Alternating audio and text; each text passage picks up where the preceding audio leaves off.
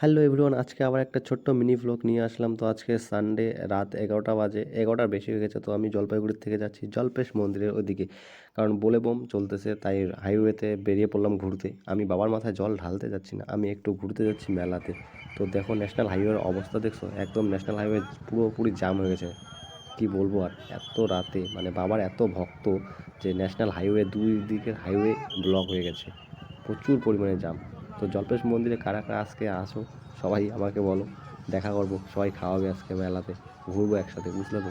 দেখো ন্যাশনাল হাইওয়েটার বাঁ সাইডে যারা হাইটে আসতেছে তারা যাচ্ছে, আর ডান সাইডে গাড়ি বাইক সমস্ত কিছু।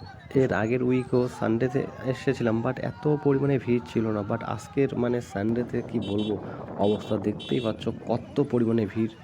মানে ডান সাইড বাঁ সাইড রাস্তার দুই সাইডে প্রচুর পরিমাণে ভিড় হয়ে গেছে, এত পরিমাণে জ্যাম। যারা যারা আজকে সানডে